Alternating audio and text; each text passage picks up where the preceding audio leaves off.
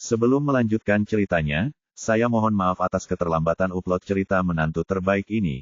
Jika teman-teman banyak yang suka mohon di like atau tulis di kolom komentar biar Simbah Nopel semangat upload, terima kasih.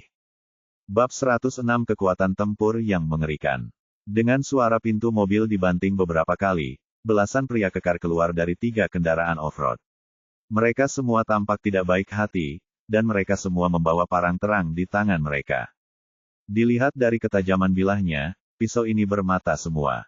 Jika terkena pisau pasti tak tertahankan. Pemimpinnya adalah seorang pria gemuk yang mengenakan mantel bulu dengan rambut disisir ke belakang berkilau. Begitu dia keluar dari mobil, dia bergegas kembali ke pintu sengtang dan mengeluarkan dahak yang kental. Apakah ini? Pria berambut cerpelai itu melihat ke arah pintu aula kebangkitan. Ya, aula kebangkitan. Saya meminta seseorang untuk menanyakannya. Ini dia, orang. Di belakangnya yang berbicara adalah pria kurus yang lengannya dipatahkan oleh Lin Yu pagi ini. Dia memiliki plester tebal di lengannya dan perban di lehernya. Dia menggantungkan lengannya di dada dengan tali, dan memegang tongkat di tangannya yang lain, berjalan dengan pincang. Dia seharusnya tetap di kantor polisi, tetapi melihat dia terluka parah, polisi berjanji kepada keluarganya untuk memberikan jaminan kepadanya. Sialan kamu begitu berani sampai berani menyentuh bangsaku. Pria berambut cerpelai itu mengumpat dengan getir, lalu memimpin orang-orang itu langsung ke aula kebangkitan. Melihat begitu banyak orang di ruangan itu, pria berambut cerpelai itu tidak bisa menahan diri untuk tidak terkejut, terutama setelah melihat 3 wanita cantik Jiang Yan, Sue Qin dan Wei Suening. Mata pria berambut cerpelai itu membelalak. Sial, apa aku hanya beruntung? Aku bertemu 3 wanita cantik sekaligus. Tahukah Anda, untuk wanita cantik yang membutuhkan ketampanan, sosok yang baik, dan temperamen yang baik, biasanya dia beruntung bisa bertemu dengan 1 orang, namun kini dia bertemu dengan 3 orang sekaligus. Dia begitu bersemangat hingga dia lupa tujuan kedatangannya. Dia menjilat wajahnya dan berkata kepada Sue Qin dan yang lainnya sambil tersenyum, 3 wanita cantik, suatu kehormatan bertemu dengan Anda. Saya bos kota hiburan Tianyu, Sun Tianyu, selamat datang kalian semua. Jika kalian datang ke tempatku untuk bersenang-senang, aku berjanji akan memberimu 3 tiket gratis seumur hidup. Saat dia mengatakan ini, dia mengeluarkan kartu namanya dan membagikannya satu persatu, tetapi Sue Qin dan yang lainnya mengabaikannya. Sun Tianyu merasa sedikit malu, ekspresinya sedikit berubah, dan dia mendengus dingin, kamu tidak tahu apa yang baik atau buruk.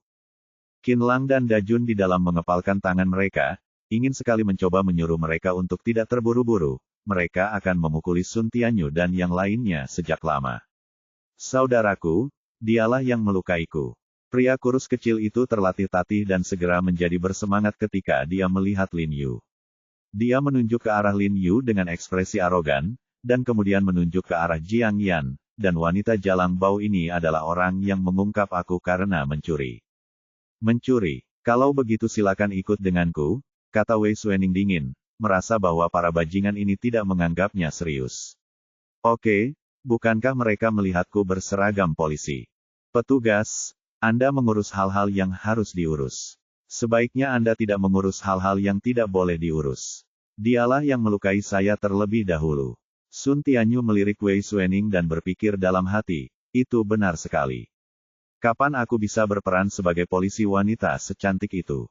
Tidak, dia harus membiarkan kekasih kecilnya berganti seragam polisi ketika dia kembali pada malam hari agar dia bisa melampiaskan amarahnya.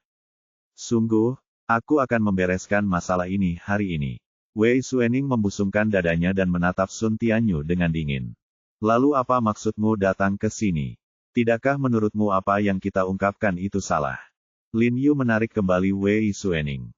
Alasan mengapa dia tidak membiarkan Li Zenseng dan yang lainnya mengambil tindakan adalah karena dia ingin mencari tahu seperti apa Sun Tianyu. Apakah ada orang yang lebih kuat di atasnya? Dia berencana untuk memusnahkan semua geng mereka. Apa yang kamu lakukan di sini? Wah, 3 saudara laki-lakiku telah terluka olehmu. Menurutmu untuk apa aku di sini? Lebih baik aku tidak menghancurkan toko ini untukmu. Pria di pihak Lin Yu, Sun Tianyu tidak menganggap enteng mereka sama sekali. Pria kecil kurus itu mengatakan kepadanya bahwa keterampilan Lin Yu luar biasa, jadi orang-orang yang datang ini semuanya adalah preman yang dia pekerjakan dengan harga tinggi, dan mereka lebih kejam. Jika Lin Yu hari ini jika Yu tidak membayar, dia pasti akan membiarkan Lin Yu menghabiskan sisa hidupnya di kursi roda. Kalau begitu kamu ingin aku membayar uang? Lin Yu mengangkat alisnya. Ya, tidak ada negosiasi untuk kurang dari 1 juta. Sun Tianyu berkata dengan lantang. Kemudian dia melihat ke arah Jiang Yan dan berkata, jika kamu dapat membiarkan gadis kecil ini tinggal bersamaku selama 1 malam, aku dapat mempertimbangkan untuk memberimu setengah harga. Begitu dia selesai berbicara, Lin Yu tidak tahan lagi. Dia mengangkat kakinya dan menendang selangkangannya. Sun Tianyu menjerit kesakitan dan menutupi selangkangannya. Dia segera berlutut di tanah dan meringkuk menjadi udang. Melihat situasinya, sekelompok orang yang dibawa oleh Sun Tianyu segera meraung marah, mengangkat parangnya dan bergegas menuju Lin Yu. Qin Lang dan Da Jun menahan ketidaknyamanan. Mereka tertawa jahat, menendang kaki mereka dengan keras, dan berlari keluar seperti hantu. Tentara itu mengangkat tangannya dan menamparkan wajah orang kuat yang bergegas lebih dulu. Orang kuat itu memutar matanya dan jatuh ke tanah dengan bunyi gedebuk, sama sekali tidak sadarkan diri. Kemudian dia menepuk kepala orang-orang tersebut satu persatu, seperti memukul semangka, dengan rapi merobohkan orang-orang yang bergegas ke atas. Qin Lang adalah kebalikan dari tipe Da Jun yang kuat dan perkasa. Dia mengambil rute yang cerdas, tetapi dia juga mengalahkan musuh dengan satu gerakan. Dia mula-mula dengan gesit menghindari pisau lawan, lalu melihat peluang dan dengan ringan menyayat tulang rusuk atau leher mereka dengan pisau tangan. Tampaknya kekuatannya tidak terlalu kuat, tetapi setelah dipukul, orang-orang ini langsung pingsan, atau jatuh ke tanah sambil memegang tulang rusuk mereka, hampir kehilangan kekuatan bertarungnya dalam sekejap. Dilihat dari penampilan mereka yang menyakitkan, pisau tangan yang tampak ringan ini memotong setidaknya 3 tulang rusuk mereka. Lin Yu sangat bersemangat saat melihat skill mereka berdua, dan terkejut saat mengetahui bahwa skill mereka tidak jauh berbeda dengan Li Zenseng. Dalam waktu kurang dari 2 menit, Qin Lang dan tentara mengakhiri pertempuran. Orang kuat yang baru saja mengangkat parangnya dan memperlihatkan gigi serta cakarnya tergeletak di tanah, pingsan atau meratap kesakitan.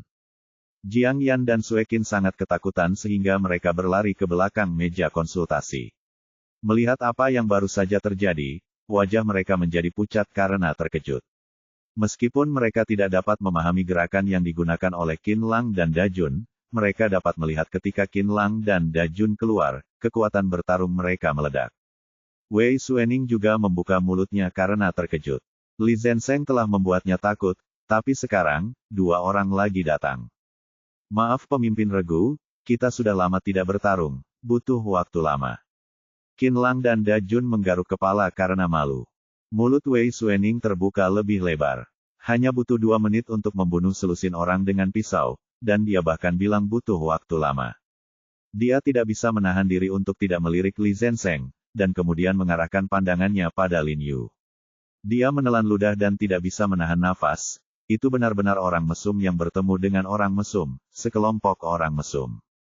Kemudian Wei Xuening menelepon, dan tak lama kemudian seseorang datang dari studio mereka dan membawa Sun Tianyu dan yang lainnya kembali. Sebelum pergi, Lin Yu dengan cemas menyuruh Wei Xuening untuk mencari tahu kekuatan di balik Sun Tianyu. Dia terlalu tidak sabar sekarang dan mengambil tindakan sebelum dia bisa mengerti. Tapi tidak ada yang bisa dia lakukan. Yang paling tidak bisa dia tanggung adalah orang lain yang menghina Jiang Yan. Kamu belum menemukan pekerjaan yang cocok untuk mereka berdua, kan? Saat ini, Sue Qin tidak sabar untuk segera keluar dan berkata kepada Lin Yu dengan penuh semangat, mengapa kamu tidak membiarkan keduanya? Dari mereka pergi ke pabrik pengolahan kecantikan Rongqin. Menjadi penjaga keamanan. Saya hanya khawatir ketika saya bertambah besar, seseorang akan pergi ke pabrik untuk menimbulkan masalah. Dengan keduanya di sini, saya merasa lega. Jiang Yan mengerutkan kening saat mendengar Rongqin Beauty. Dia merasa tidak nyaman mendengar label ini. Mengapa nama Sue Qin dan Lin Yu dicantumkan di depan, dan namanya harus dicantumkan di akhir? Meskipun kata Yan tidak diambil dari namanya, setiap kali dia melihat logo ini, dia merasa seperti saya nyonya. Oke, tidak apa-apa. Lin Yu mengungkapkan ekspresinya. Seperti kata pepatah, kekayaan tidak boleh diberikan kepada orang luar. Rongkin Beauty juga merupakan perusahaannya sendiri. Kalau begitu Bos Sue, bagaimana seharusnya gaji kedua saudara laki-lakiku ditentukan? Lin Yu berkata kepada Sue Qin sambil tersenyum. Kamu bilang kamu adalah bos besar. Sue Qin menutup mulutnya dan tersenyum. Kalau begitu izinkan saya mengatakan, gaji bulanannya adalah 10.000 ditambah 5 asuransi dan 1 dana, kan? Lin Yu berpikir sejenak dan berkata, karena dia adalah saudaranya, tentu saja dia tidak bisa membiarkan mereka menderita. Semua orang pasti akan sedikit terkejut.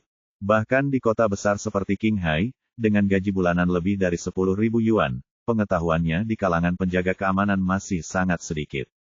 Dia sama baiknya dengan mahasiswa pasca sarjana dari universitas bergengsi. Tuan He, ini terlalu tinggi. Qin Lang dan Dajun merasa sedikit malu ketika mendengar gaji bulanan yang begitu tinggi.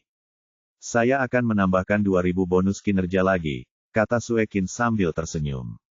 Lin Yu tersenyum dan mengangguk pada Sue Qin, mengagumi kebahagiaannya. Kemampuan wanita ini untuk membuat dirinya terkenal di dunia bisnis jelas bukan karena keberuntungan.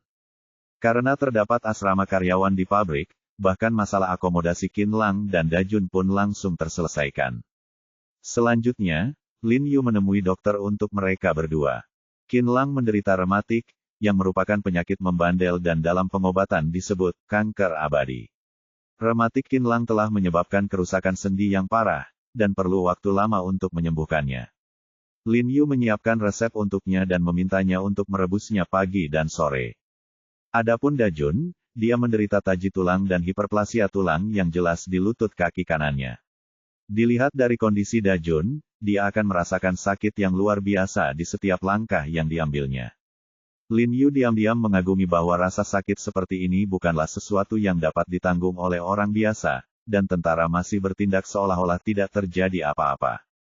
Lin Yu membantunya menaruh beberapa jarum di lututnya, lalu menyiapkan resep dan memintanya untuk meminum obat tepat waktu, dan itu akan efektif dalam waktu kurang dari sebulan.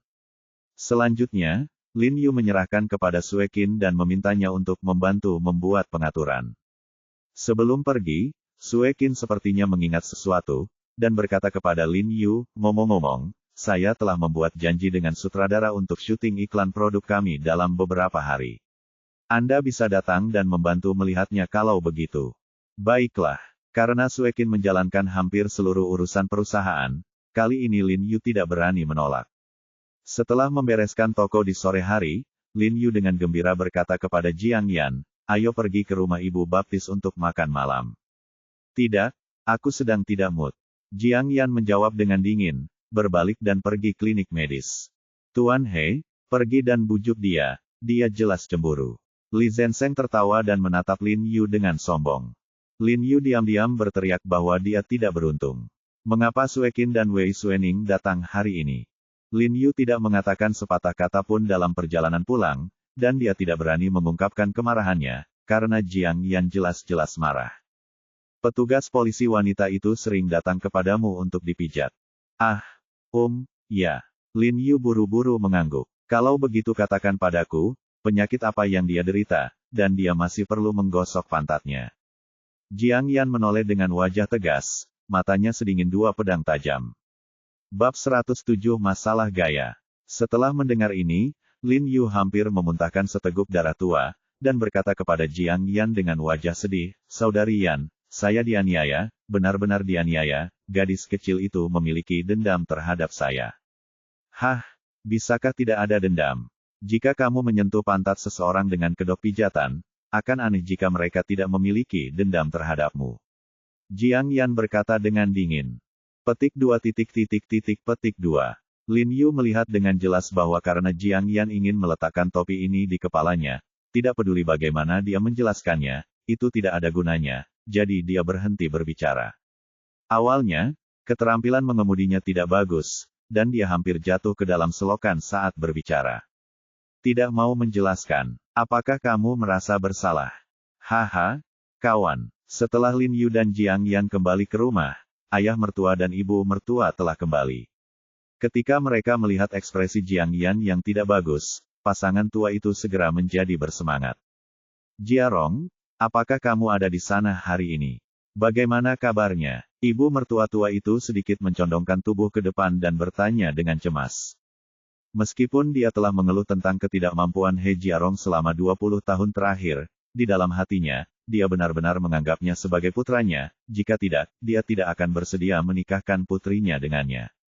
Tidak ditemukan, itu dibongkar. Lin Yu menggelengkan kepalanya. Li Sukin dan Jiang Jingren tidak bisa menahan diri untuk tidak menghela nafas lega dan bertukar pandangan meyakinkan satu sama lain. Mereka berdua gelisah sepanjang hari, takut Lin Yu akan menemukan petunjuk. Ayah dan ibu, apakah kamu masih memiliki nomor telepon dekan saat itu? Lin Yu bertanya dengan enggan. Di mana nomor teleponnya? Sudah bertahun-tahun. Bahkan jika ada, mungkin tidak akan bisa tersambung. Jiang Jingren berkata dengan tergesa-gesa, setelah menjemputmu, kami belum pernah ke panti asuhan lagi. Lin Yu sangat terkejut setelah mendengar ini. Dia mengangguk dengan sedih. Tidak apa-apa, Jiarong. Jika kita terus bertanya secara perlahan, cepat atau lambat kita akan menemukan sesuatu. Jiang Jingren segera menghibur menantu laki-lakinya yang baik. Saat makan malam, Jiang Yan memasang wajah cemberut dan tidak berkata apa-apa. Faktanya, sejak kembali ke rumah, dia diam dan selalu memasang ekspresi dingin. Yaner, ada apa denganmu? Li Sukin melihat putrinya tidak bahagia dan bertanya dengan bingung. Jiarong tidak menemukan petunjuk apapun. Dia seharusnya bahagia. Tidak apa-apa, Bu, kami bertengkar di jalan. Lin Yu berbohong dengan tergesa-gesa. Pertengkaran. Jiang Yan mencibir, siapa yang bertengkar denganmu? Kamu bisa memberitahu orang tuamu sendiri bahwa ada beberapa wanita di rumah sakitmu hari ini. Ekspresi Jiang Jingren dan Li Sukin sedikit berubah. Lin Yu panik ketika mendengar ini, dan buru-buru menjelaskan, bukankah itu teman dan pasien? Sabar, pasien, Anda menyentuh pantatnya. Jiang Yan berkata tanpa mengangkat kepalanya. Bang, Li Sukin menamparkan sumpit di atas meja, wajahnya merosot, dan dia berkata dengan dingin, Jiarong, aku harus memperingatkanmu, seorang pria pasti tidak punya masalah dengan gayanya. Dia benar-benar seorang pasien, aku menekan pinggangku, tetapi bukan pantatku, jangan dengarkan omong kosong Suster Yan. Lin Yu mengangguk dengan tergesa-gesa. Jiang Yan, yang menundukkan kepalanya untuk makan, secara tidak sengaja memunculkan senyum bangga di bibirnya. Faktanya, dia tahu bahwa Lin Yu bukanlah orang seperti itu, tetapi ketika dia melihat dua wanita cantik, Sue Qin dan Wei Suening, dia masih merasakan krisis. Bahkan dia tergoda melihat dua wanita cantik itu, apalagi seorang pria.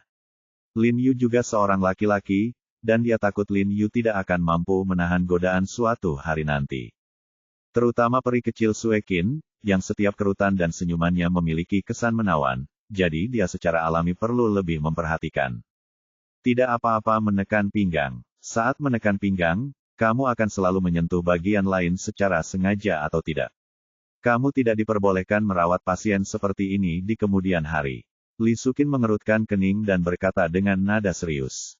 Oh, itu hanya untuk mengobati suatu penyakit. Soalnya, kalian terlalu obsesif. Saya tumbuh besar dengan memperhatikan Jiarong. Saya tidak tahu siapa dia. Anda terlalu banyak berpikir. Jiang Jingren buru-buru membantu Lin Yu berbicara. Ya, ayah, kamu masih memahamiku. Lin Yu berkata dengan rasa terima kasih. Lagi pula, ada banyak wanita di sekitarnya, yang berarti dia menawan, Yaner, kamu harus bangga. Jiang Jingren berkata kepada Jiang Yan dengan serius. Bangga, mentalitas seperti apa yang kamu miliki? Pantas saja ibuku memberitahuku sebelum dia pergi bahwa tidak ada pria yang baik, dan kamu juga tidak baik. Li Sukin memasang wajah datar dan mengambil nasi di depan Jiang Jingren, kamu jangan makan malam ini, dan jangan masuk ke rumah untuk tidur. Jiang Yan tidak bisa menahan tawa, dia pantas mendapatkannya, pengkhianat ini akhirnya meminta seseorang untuk menanganinya. Saat tidur, Li Sukin membuang selimut Jiang Jingren, membanting pintu, dan menguncinya. Jiarong, lihat dirimu, aku berakhir seperti ini karena kamu. Jiang Jingren memeluk selimut itu dan berkata dengan ekspresi sedih. Aku tahu, ayah, kamu lelah. Aku akan menghormatimu dengan baik di masa depan. Lin Yu terkekeh, membanting pintu kamar, dan menguncinya. Hati orang-orang tidak setua dulu. Jiang Jingren menggelengkan kepalanya dan menghela nafas. Aku harus memberitahumu untuk keluar dan tidur di sofa bersama ayah. Jiang Yan berkata dengan getir sambil duduk di meja rias sambil mengaplikasikan produk perawatan kulit. Oh, Kakak Yan, aku tahu kamu merasa kasihan padaku. Lin Yu bergegas dan meremas bahunya dengan lembut.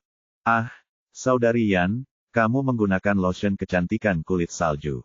Lin Yu sedikit terkejut ketika dia melihat botol kecil di atas meja. Saya menggunakannya hari ini dan efeknya sangat bagus, jadi saya mengambilnya kembali. Nanti, Anda dapat membantu saya bertanya kepada Suekin berapa botol yang dia inginkan. Jiang Yan berkata dengan ringan, saya tidak akan membayar Anda. Lihat apa yang Anda katakan, berapa harga produk kita sendiri. Apakah menurut Anda kosmetik ini bisa laris manis? Jiang Yan berkata dengan sedikit khawatir. Jangan khawatir, itu pasti mungkin. Saat aku menghasilkan uang, aku akan membelikan villa besar untukmu dan orang tuamu, kata Lin Yu sambil tersenyum. Setelah meremas bahu Jiang Yan, Lin Yu pergi ke lemari untuk mengambil selimutnya seperti biasa dan bersiap untuk meletakkan lantai, tetapi selimutnya menghilang. Oh, ngomong-ngomong, sepertinya aku meminta ibuku untuk mencucinya. Dia tidak pergi bekerja hari ini. Jiang Yan tiba-tiba teringat bahwa Li Sukin telah memberitahunya bahwa dia akan mencuci tempat tidur mereka. Lalu di mana aku harus tidur? Bagaimana kalau aku keluar dan duduk di sofa bersama ayah? Sofanya sangat kecil, bagaimana aku bisa tidur di atasnya? Kamu bisa tidur di tempat tidur malam ini. Jiang Yan berkata dengan santai, tapi jantungnya berdebar kencang. Tidak apa-apa, selama kamu tidak membenciku. Lin Yu mengangguk. Bagaimanapun, mereka berdua juga tidur di ranjang yang sama ketika mereka berada di Lingan. Tapi di rumah, ini adalah pertama kalinya mereka berdua tidur bersama di ranjang Jiang Yan. Lin Yu masih sedikit tidak nyaman berbaring, kasurnya terasa agak empuk. Jiang Yan sengaja menjaga jarak dari Lin Yu setelah berbaring, tapi dia masih bisa dengan jelas merasakan suhu tubuh Lin Yu. Perasaan hangat dan aura maskulin yang kuat membuat jantung Jiang Yan berdebar kencang. Dia merasa sangat gugup, menantikannya, tetapi juga takut, khawatir Lin Yu akan melakukan sesuatu secara acak. Lagi pula, dia belum siap. Terlebih lagi, ia pernah mendengar dari rekan-rekan perempuan yang pernah mengalami hubungan manusia bahwa hal itu sangat menyakitkan bagi perempuan untuk pertama kalinya.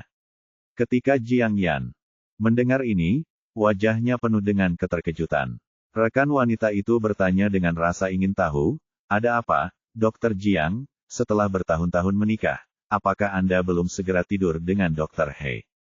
Berubah menjadi sepasang dengan ekspresi dingin, dia berkata, kita semua berencana untuk memiliki anak, bagaimana menurut Anda? Petik 2. Memikirkan hal ini, wajahnya menjadi panas. Batas waktu yang diberikan oleh ibunya semakin dekat. Jika mereka tidak memiliki anak, apakah ibunya benar-benar dapat memaksa mereka untuk bercerai? Memikirkan hal ini, dia mengertakkan gigi dan memutuskan untuk menerimanya dengan senang hati. Tapi dia tidak tahu apakah dia harus mengambil inisiatif, menolak, atau menyerah ketika Lin Yu mengambil tindakan. Saat dia berpikir liar, Lin Yu di sebelahnya sudah sedikit mendengkur. Jiang Yan sangat marah hingga dadanya sedikit sakit. Apakah dia begitu tidak menarik sekarang? Apakah bajingan ini bosan dengan dirinya sendiri? Jiang Yan berbalik dan menendang pinggang Lin Yu dengan kakinya yang putih dan lembut. Dia ingin menendangnya ke bawah. 3 hari kemudian, Snow Skin Beauty Lotion resmi diluncurkan di pasaran. Dalam seminggu, penjualannya suram. Meski ada diskon besar-besaran, namun volume penjualan di berbagai mall masih sangat memprihatinkan telah terjual. Selanjutnya, pusat perbelanjaan besar mengembalikan produk ke Rongkin Beauty. Suekin menerima produk tersebut dan tidak terburu-buru. Meskipun volume penjualannya tidak objektif, namun tetap masuk akal. Seminggu kemudian, keadaan berubah secara dramatis. Semakin banyak wanita pergi ke pusat perbelanjaan untuk menanyakan tentang pembelian lotion kecantikan Rongkin International. Namun, semua pusat perbelanjaan besar kehabisan stok terjual habis. Dia berlari kembali mencari Suekin untuk membeli barang. Kali ini Suekin mengurangi margin keuntungan mereka sebanyak 10 poin, dan pasokannya terbatas. Karena banyaknya permintaan, mereka hanya bisa mengangguk setuju. Dengan fermentasi dari mulut ke mulut, dalam waktu kurang dari sebulan, losion kecantikan Rongkin Meiyan telah menjadi terkenal di Qinghai, melahap pangsa pasar industri kosmetik dengan kecepatan yang sangat cepat. Hampir setiap hari, Sue Qin menelepon Lin Yu untuk melaporkan situasi perusahaan saat ini, dan nada kegembiraannya tidak dapat diungkapkan dengan kata-kata. Jiang Yan di samping sangat marah, tapi dia tidak pernah mengatakan apapun. Dia tahu bahwa ini adalah karir Lin Yu dan dia harus mendukungnya. Setelah hari tahun baru, itu adalah Xiao Han. Li Suqin secara khusus memesan pangsit malam itu. Tanpa diduga, sebelum Lin Yu makan sedikit, Sue Qin meneleponnya. Apakah kamu masih ingat kapan terakhir kali aku memberitahumu tentang syuting iklan? Bintang wanita itu tidak pernah dijadwalkan, jadi dia terus-menerus menundanya. Dia dijadwalkan malam ini dan perlu syuting. Jika kamu punya waktu, kamu bisa datang dan membantu. Periksa, kata Sue Qin. Iklan ini cukup penting karena nantinya akan ditayangkan di stasiun TV, bandara, pusat perbelanjaan dan tempat lainnya. Kualitas iklan akan langsung menentukan visibilitas dan penjualan produk. Jadi Sue Qin ingin mendiskusikannya dengan Lin Yu. Oke, aku akan ke sana sebentar lagi. Lin Yu berkata dengan tergesa-gesa. Saya di perusahaan sekarang dan harus pulang untuk mendapatkan informasi. Anda dapat menunggu saya di bawah di rumah saya, kata Sue Qin dan memberitahu Lin Yu alamatnya. Lin Yu buru-buru makan beberapa pangsit, lalu bangun untuk berganti pakaian. Aku akan memberikannya padamu. Jiang Yan juga berdiri dan segera mengganti pakaiannya. Hati Lin Yu menegang. Jika dia tahu bahwa dia akan pergi ke rumah Sue Qin, apakah akan baik-baik saja? Dia berkata dengan tergesa-gesa, tidak, saya bisa naik taksi sendiri. Taksi? Jadi aku akan memberimu tumpangan. Oke, Jiang Yan bersikeras. Bab 108 membantu Anda mencuci mulut. Melihat desakan Jiang Yan, Lin Yu tidak tahu bagaimana menolaknya, jadi dia tidak punya pilihan selain mengangguk. Yaner, menurutku sebaiknya kamu tidak pergi. Di luar sedang turun salju dan jalanan sangat licin. Tidak aman bagimu untuk kembali sendirian. Benar, Jiarong akan melakukan suatu urusan, dan dia tidak tahu kapan dia akan kembali. Sebaiknya kita biarkan dia naik taksi. Lin Yu merasa terharu di dalam hatinya. Dia benar-benar ayah mertuanya dan ibu mertuanya, membantunya di saat kritis. Jiang Yan ragu-ragu sejenak, lalu mengangguk dan berkata, baiklah, tolong perhatikan keselamatan di jalan dan kembalilah lebih awal. Kemudian dia mengambil syal itu, menggantungkannya di leher Lin Yu, dan mengikatnya dengan hati-hati. Lin Yu menepuk tangannya dengan lembut dan mengedipkan mata padanya. Salju di luar telah turun lebat, dan sejauh mata memandang, ada pemandangan yang tertutup salju. Jalannya sangat licin. Untungnya, Lin Yu menabrak taksi begitu dia keluar. Sue Qin tinggal di sebuah apartemen berlayanan yang terletak di kawasan makmur di pusat kota, ia menyewanya untuk sementara. Meski baru saja membeli rumah di tepi pantai, namun belum direnovasi. Setelah Lin Yu tiba, Sue Qin belum kembali, jadi Lin Yu menunggu di bawah, dan segera dia ditutupi lapisan salju. Ups, maaf, jalannya sulit. Saya kembali terlambat. Sue Qin memarkir mobil dan berlari dengan tergesa-gesa. Tidak apa-apa, saya masih bekerja sampai larut malam. Terima kasih atas kerja keras Anda. Lin Yu berkata dengan sedikit malu. Selama penjualan kita meningkat, kesulitan kecil ini bukanlah apa-apa. Sue Qin tersenyum dan mengeluarkan kunci dari tasnya. Naiklah ke atas bersamaku dan duduk sebentar. Direktur baru saja menelepon dan mengatakan bahwa wanita yang dia undang itu, bintang harus datang nanti. Lin Yu tidak bisa menahan keraguan ketika dia mendengar bahwa Sue Qin mengundangnya. Ayo pergi. Petik 2. Sue Qin melihat dia berdiri diam, kembali menatapnya, dan berkata sambil tersenyum, kenapa, kamu takut aku akan memakanmu? Rumah Sue Qin sangat bersih dan rapi, merupakan satu kamar tidur dan satu ruang tamu yang luas. Dekorasinya juga sangat indah, wallpaper dan lampunya semuanya dalam skema warna kuning tua, yang membuatnya terasa sangat hangat. Duduklah sebentar dan aku akan membuatkan teh untukmu. Sue Qin meminta Lin Yu untuk duduk dan membuatkan dia secangkir teh hijau. Kemudian Sue Qin memanggil direktur, oke, waktunya sudah diatur sekarang, kan, jam 12. Oke, sampai jumpa lagi. Suekin menutup telepon dan melihat jam, itu saja jam 8. Tersenyum pada Lin Yu dan berkata, tunggu sebentar, bintang wanita itu akan datang nanti. Meskipun Suekin ingin mengobrol dengan Lin Yu, dia benar-benar tidak punya waktu, jadi dia memberitahu Lin Yu dan berlari. Nyalakan komputer dan mulailah memilah laporan penjualan minggu ini. Lin Yu memegang teh panas dan melihat kepingan salju di luar jendela dan lampu di kejauhan. Dia merasa sangat hangat, jadi dia mengambil majalah dan mulai membaca. Waktu berlalu tanpa disadari, dan tak lama kemudian sudah lewat jam 10. Aku mau ke toilet. Lin Yu minum terlalu banyak teh, menyapa Suekin, dan pergi ke toilet. Tidak lama setelah dia masuk, kunci pintu tiba-tiba berbunyi klik, dan kemudian seorang pria parubaya berjas abu-abu dengan rambut 3/4 panjang berjingkat masuk dari pintu. Dia terkejut saat melihat lampu di ruang tamu masih menyala. Lalu dia menjilat bibirnya, dengan lembut menutup dan mengunci pintu, dan berjalan masuk dengan hati-hati meja komputer, ada sorot kegembiraan di matanya. Suekin sedang berkonsentrasi membuat laporan saat ini dan tidak melihat ada orang yang masuk. Baru setelah dia berjalan ke arahnya pada menit ke-37, dia tiba-tiba terkejut, tiba-tiba berdiri, dan berkata dengan heran, Saudara Zhao, mengapa kamu ada di sini?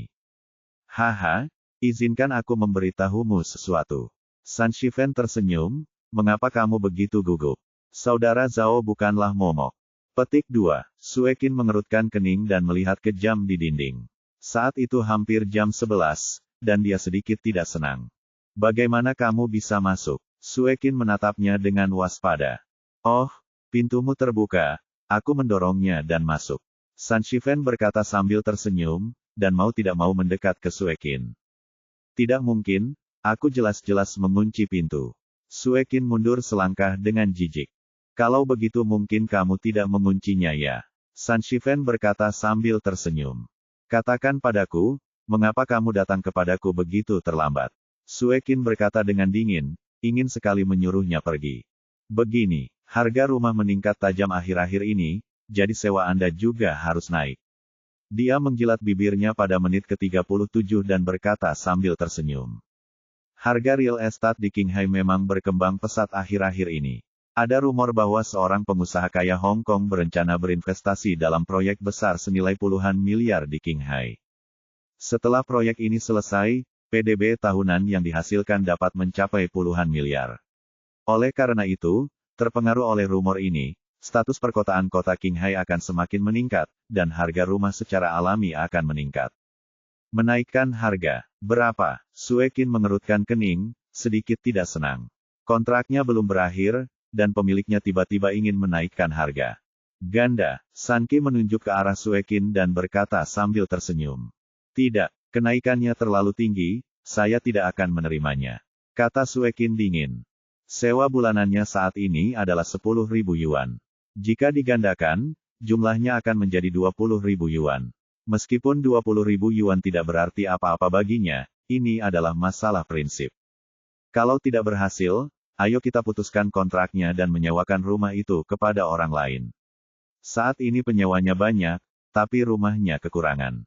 Seperti yang kalian tahu, saya awalnya menolak 3 klien, dan akhirnya menyewakan rumah itu kepada orang lain. Aku memberikannya padamu. Wajah Sanki merosot dan dia berkata dengan dingin. Kamu hanya menjadi bajingan. Wajah Suekin menjadi pucat karena marah, dan dia cukup yakin bahwa apa yang dia katakan memang benar. Melihat ekspresi Suekin, dia merasa sangat bangga. Matanya dengan rakus menyapu wajah lembut dan sosok seksi Suekin, dan mulutnya hampir ngiler. Tentu saja, jika kamu tidak ingin menaikkan harga sewa, kamu bisa, maka kamu harus menemaniku malam ini. Mungkin jika aku bahagia, aku akan melepaskan semua uang sewa untukmu di masa depan.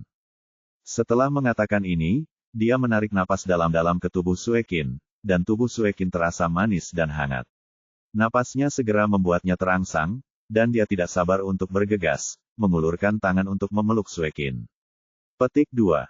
Kamu lakukan. Apa yang San Shifen tersenyum dan berkata, aku sudah memperhatikanmu selama 2 bulan, dan belum pernah ada pria yang datang ke tempatmu, terlalu lama untuk hidup sendiri. Kamu kesepian, aku akan mencintaimu malam ini. San Shifen telah mempersiapkan lebih dari 2 bulan untuk malam ini. Inilah sebabnya dia menyewakan rumah itu kepada Sue Qin. Jadi tidak peduli apa hari ini, dia akan menangkap Sue Qin. Selama dia menjadi wanitanya, dia tidak akan takut Sue Qin tidak patuh. Jiarong, He Jiarong. Sue Qin langsung panik saat melihat San Shifen bergegas ke arahnya, dan dengan cepat memutari sofa untuk mengikutinya. Sayang, tolong jangan berbohong padaku. Kamu tidak akan bisa lepas dari genggamanku malam ini. Aku berjanji akan membuatmu senang. San Shifen tersenyum sangat tidak senonoh dan mengulurkan tangannya untuk meraih pergelangan tangan Sue Qin Suebai. Aku akan memberimu 3 kali lipat uang sewa dan membiarkanmu tidur dengan babi, bukan? Saat ini, Lin Yu berjalan keluar perlahan dengan handuk putih. Faktanya, dia pada dasarnya telah mendengar percakapan dengan Sue Qin 37 menit yang lalu.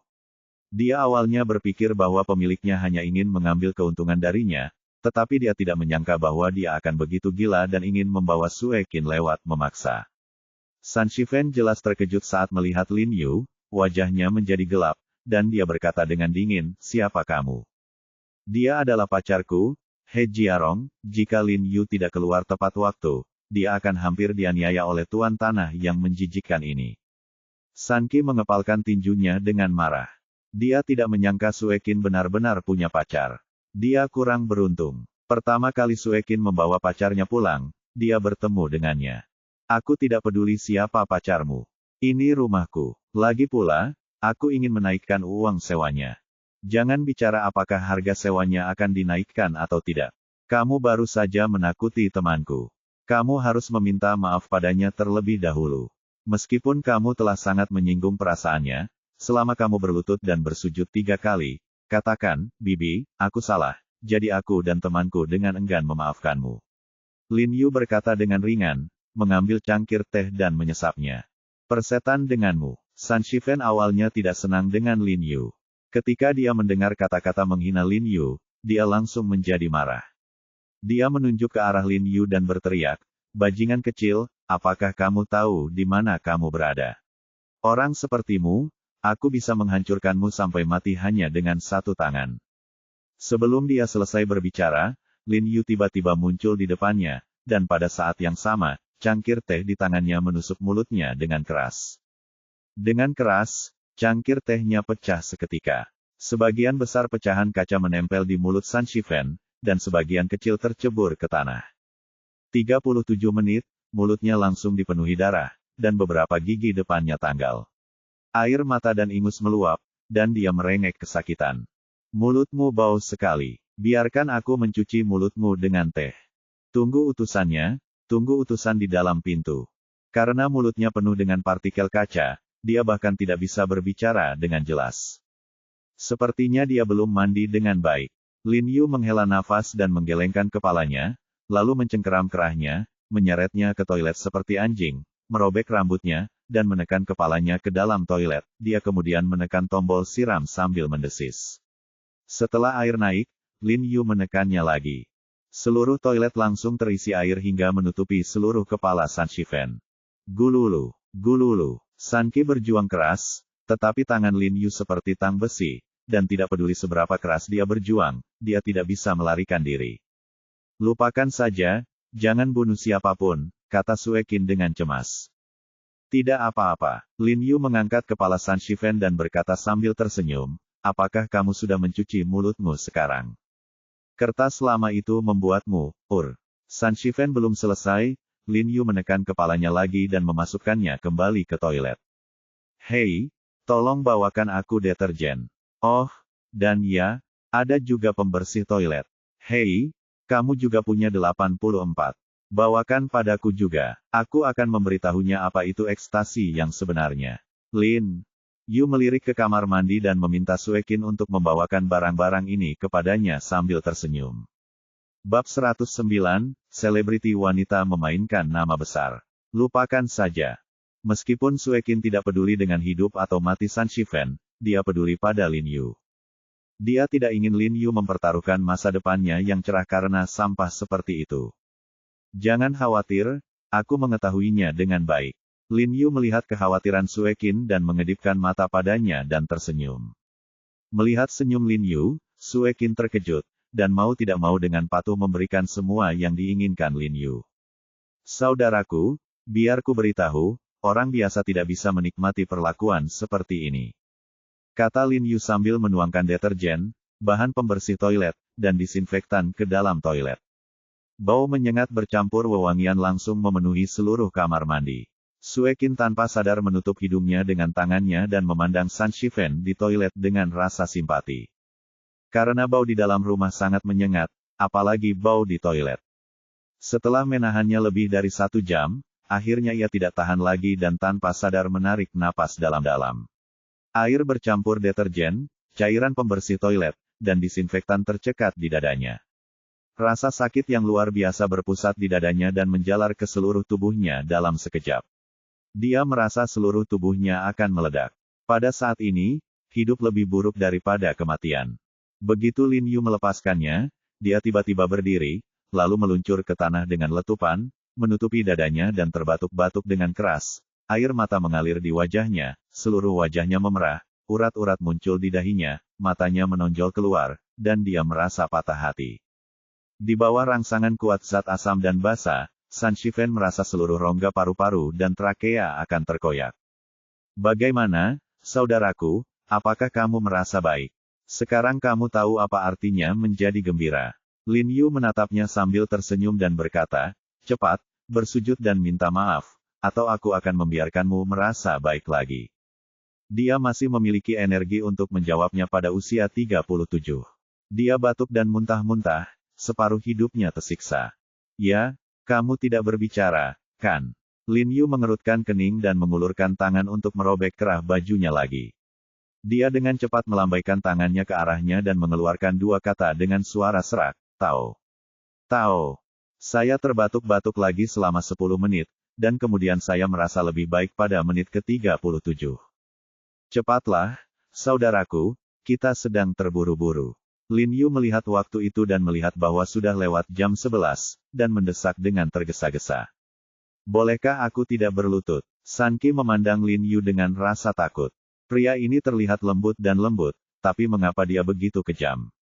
Oke, kalau begitu kamu minum semua air di ember ini, kata Lin Yu sambil tersenyum. Dia segera menggigil pada usia 37, setengah duduk dan setengah berlutut, dia bergerak ke arah Sue Qin, berpura-pura menundukkan kepalanya, dan menahan bau dan rasa sakit di mulutnya dan berkata dengan samar, Bibi, maafkan aku. Petik 2. Kamu tidak tahu cara bersujud.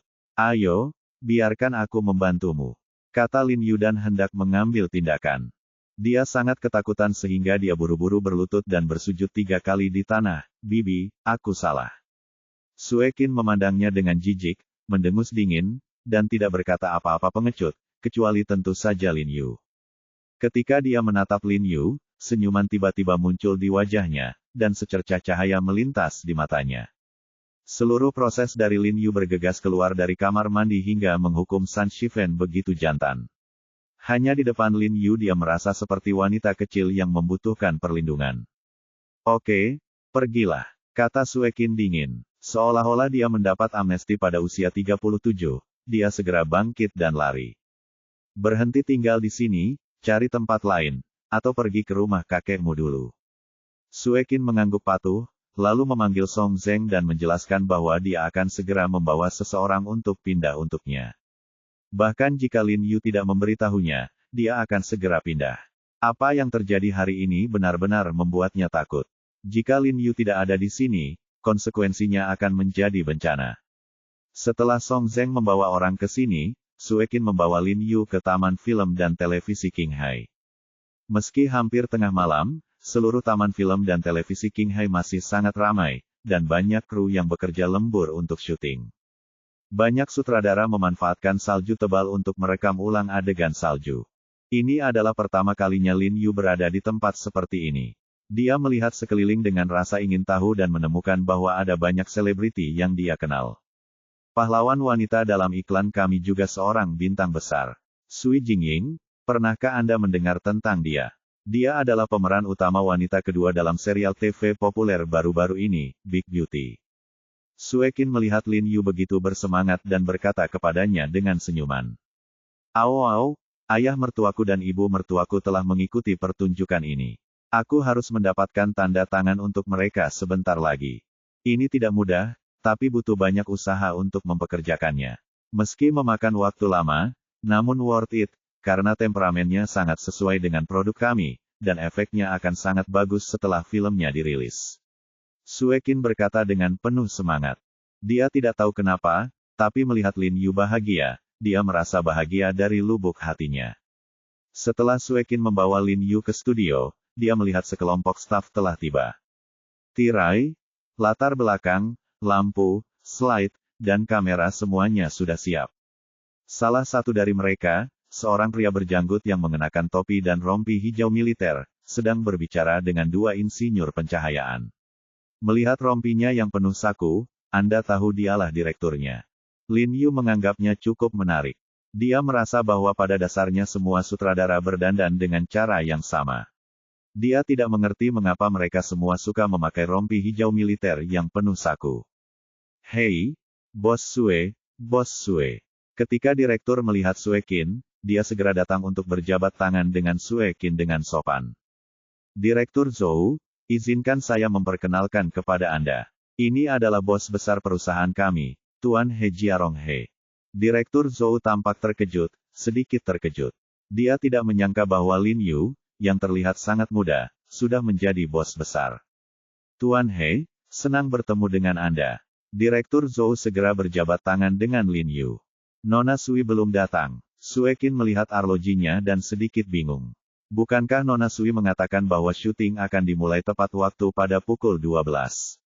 Dia belum melihat siapapun. Seharusnya hampir sampai. Tidak turun salju. Perjalanan kita mungkin tertunda. Drama barunya memiliki pemandangan laut, jadi dia pergi ke pantai untuk syuting, kata sutradara Zhou sambil tersenyum. Tuan Sue, silakan duduk sebentar. Asisten direktur Zhou segera membawa dua bangku, lalu memberikan masing-masing secangkir kopi panas kepada Lin Yu dan Suekin. Tidak ada AC di studio, jadi agak dingin. Lin Yu dan Suekin tidak menolak dan mengambil kopi untuk menghangatkan tangan mereka. Setelah lebih dari 10 menit, direktur Zhou kehilangan kesabaran dan segera bangkit dan menelepon agen Sui Jingying.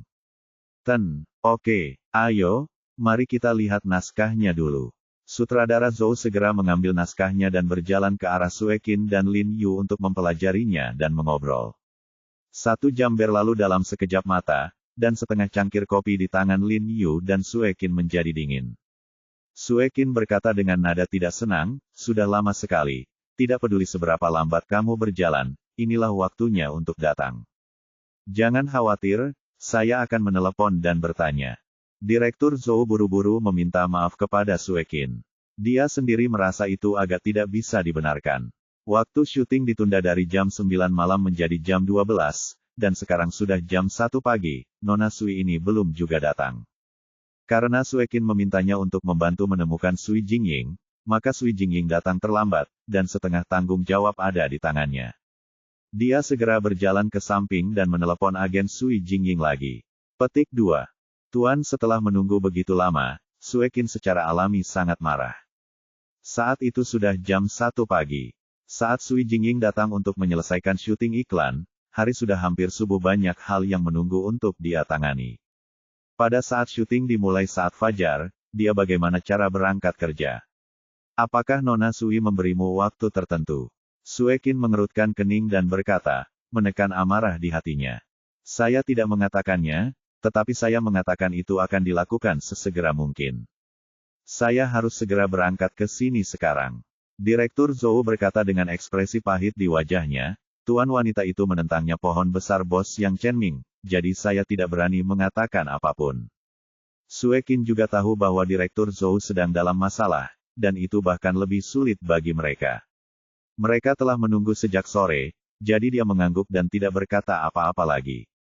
Direktur Zhou, apa yang baru saja Anda katakan? Apakah yang Chenming adalah bos Nona Sui? Lin Yu bertanya dengan bingung. Anda tidak tahu, Nona Sui dipekerjakan oleh Chenming Studio, dan bosnya adalah yang Chenming, kata direktur Zhou buru-buru.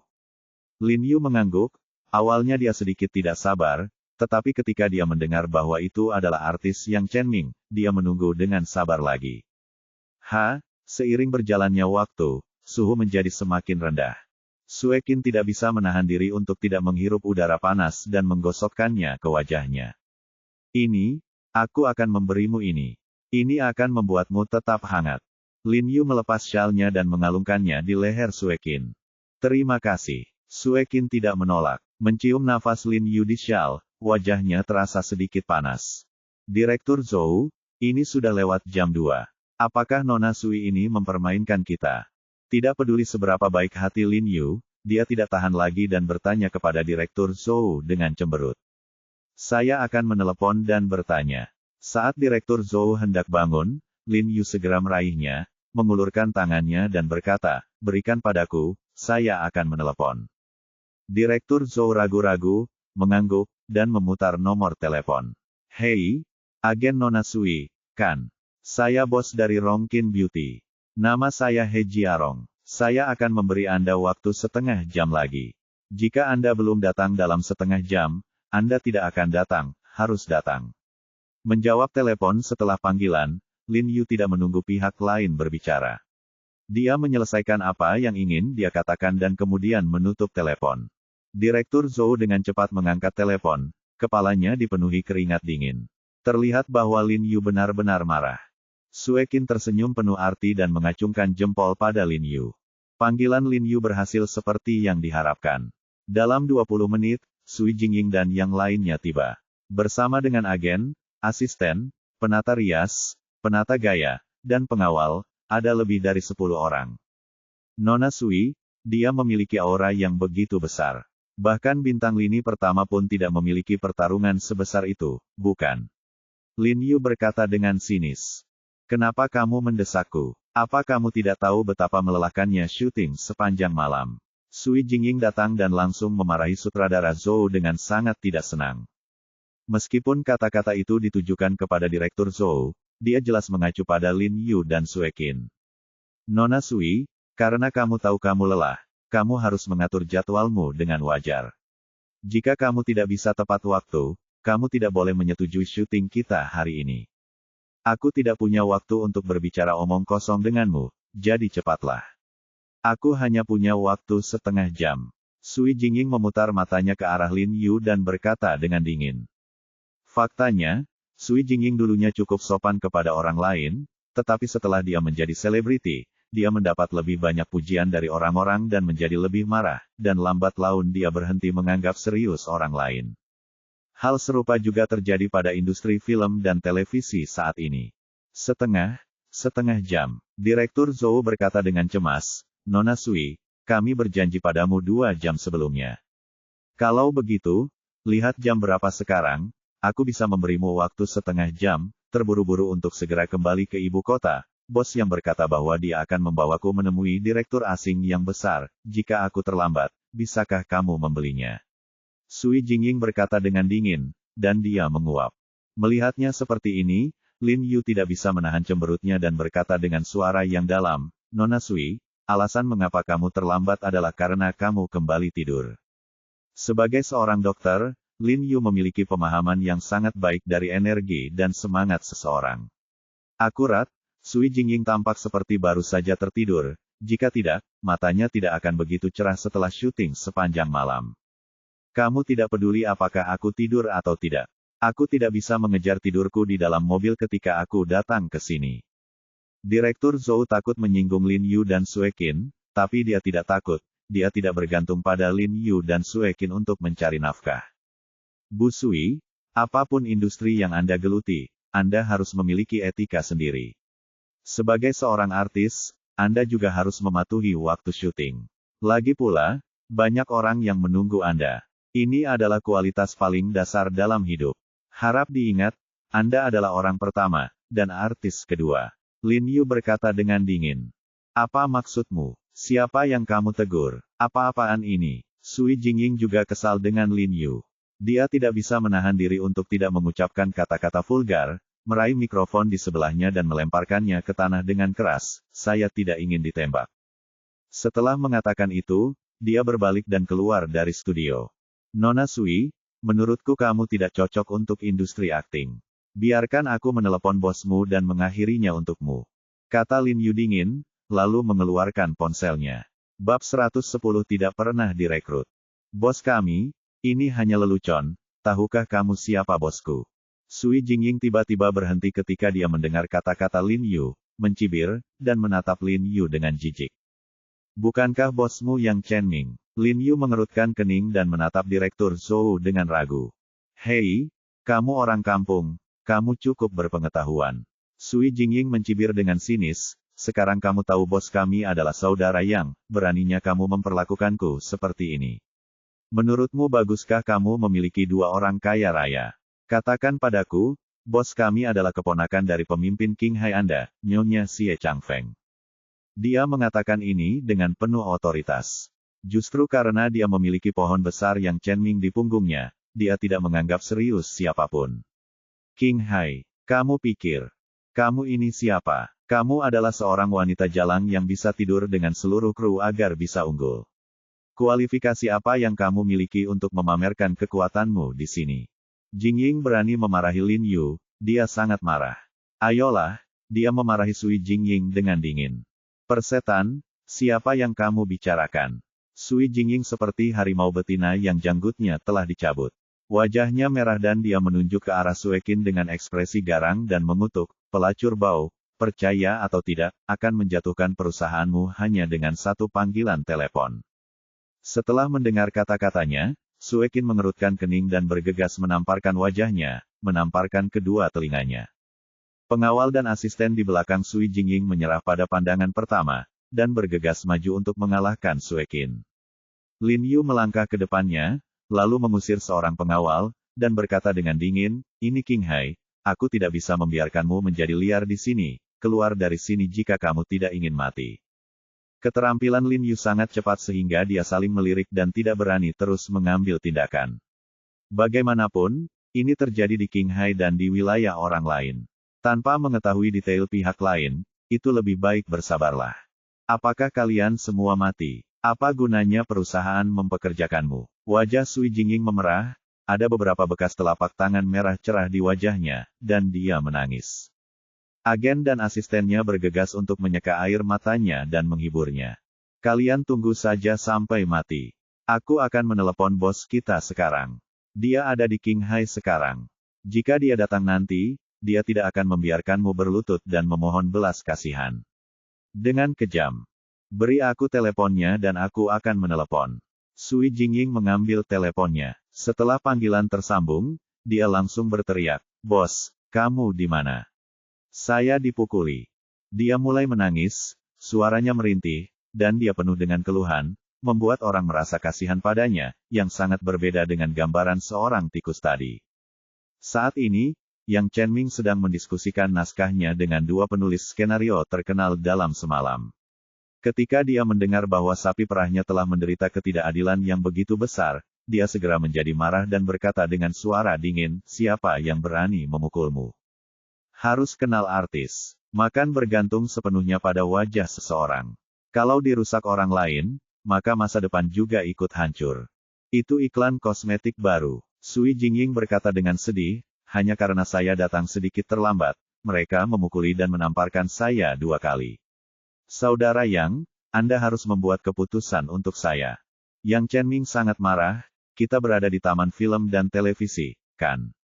Tunggu saja. Saya akan pergi ke sana sekarang. Sui Jingying menutup telepon, wajahnya segera kembali ke tampilan kejam itu, dan dia bergegas ke Suekin dan Lin Yu berkata dengan dingin, kamu dan perempuan jalang, tunggu sebentar, bos kita akan segera datang. Orang-orang jahat, dan mulut mereka bahkan lebih kejam. Sue, Tuan Sue, jangan lihat wajah biksu itu dan lihat wajah Buddha. Beri aku wajah. Jangan seperti dia. Ketika bos yang datang nanti, Anda bisa berbicara dengan bos yang. Petik 2. Direktur Zhou menghela nafas dan berkata, omong kosong. Suekin hanya menunggu untuk membayarnya. Jika dia tidak memuaskan bos yang, dia tidak perlu bekerja di perusahaan ini. Keponakan dari pemimpin tertinggi di kota Qinghai, sayangnya ini bukan lelucon. Dia telah bekerja keras selama bertahun-tahun dan akhirnya berhasil mendapatkan pekerjaan sebagai direktur sementara di sebuah perusahaan media dipecat sebagai direktur. Sebagai sutradara, saya telah bekerja sampai akhir.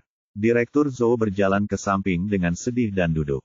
Direktur Zhou, jangan khawatir, saya jamin Anda tidak akan terlibat, dan saya akan membantu Anda mendapatkan lebih banyak peluang kerja sama yang baik. Lin Yu melihat bahwa Direktur Zhou adalah orang yang cukup baik, dan berkata kepadanya sambil tersenyum. Oke, Tuan He, tolong berhenti mencakar saya dan katakan sesuatu yang baik kepada saya. Selesaikan masalah Anda sendiri dulu. Direktur Zhou merasa sedikit konyol. Menjadi terkenal di usia muda memang bukan hal yang baik, dia memulai sebuah perusahaan besar di usia yang sangat muda, tetapi dia bahkan tidak tahu siapa nama belakangnya. Dia berani memukul dan memarahi orang-orang yang Chen-Ming, itu sangat berani. Dia bahkan mengatakan hal-hal baik kepadanya, meskipun dia seperti Buddha lumpur yang menyeberangi sungai dan tidak dapat melindungi dirinya sendiri. Asisten dan agen Sui Jingying sudah mulai menghubungi urusan hukum perusahaan, menanyakan bagaimana cara menuntut Lin Yu dan yang lainnya dalam kasus ini dan berapa banyak kompensasi yang mereka perlukan. Ketika Sue Qin melihat mereka berbicara di telepon, dia tidak bisa duduk diam dan segera bangun untuk menelepon untuk mencari tahu. Padahal, jika normal, dia tidak akan terlalu impulsif. Ada banyak hal dalam dunia bisnis yang harus dia telan amarahnya situasi keseluruhan. Tapi hari ini ketika dia melihat Sui Jingying menghina Lin Yu, dia menjadi sangat marah hingga dia tidak tahan lagi. Dia bahkan merasa dua tamparan itu terlalu murah untuk Sui Jingying. Jangan khawatir, duduk dan istirahat sebentar. Lin Yu tersenyum, mendekat dan meraih lengan Sue Qin yang memegang telepon, dan berbisik, apakah tanganmu sakit? Menggelengkan kepalanya, dengan tergesa-gesa, melihat Lin Yu begitu peduli padanya, dia tidak bisa menahan perasaan. Aku akan menelepon kakekku dan memintanya untuk menemukan seseorang yang bisa membantu, bagiku, jangan khawatir. Lin Yu tersenyum lembut padanya. Sue Qin terkejut, dia tidak mengerti dari mana Lin Yu mendapatkan kepercayaan itu. Dia berkata bahwa dia akan menyerahkannya padanya, tapi mengapa dia bahkan tidak menelepon atau menemukan hubungan? Akan segera tiba. Tapi untuk beberapa alasan, meskipun dia bingung, dia tidak bisa menahan mengangguk setelah melihat mata tenang Lin Yu. Siapa yang berani memukul orang-orangku? Apakah kamu masih ingin nongkrong di lingkaran ini? Saat ini, sekelompok orang menyerbu masuk dengan agresif dari luar, dan pemimpinnya adalah Yang Chen-Ming. Saya melihatnya mengenakan mantel kulit hitam dan tampak megah.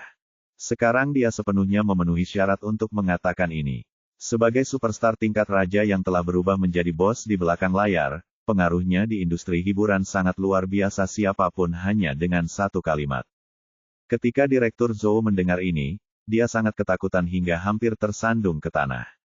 Anggota staf lainnya juga tampak ketakutan dan tetap diam. Bos, ini dia, pasangan ini. Sui Jingying sangat senang saat dia melihat Yang Chen-Ming datang, dia bergegas dan berkata dengan sedih, lihat wajahku, sudah dipukuli oleh mereka, bagaimana aku masih bisa syuting? Petik 2. Dia menutupi wajahnya dan menangis lagi. Oke, aku, Yang Chen-Ming, berani bertarung. Yang Chen-Ming menatap Lin Yu dan Sue Qin dengan marah.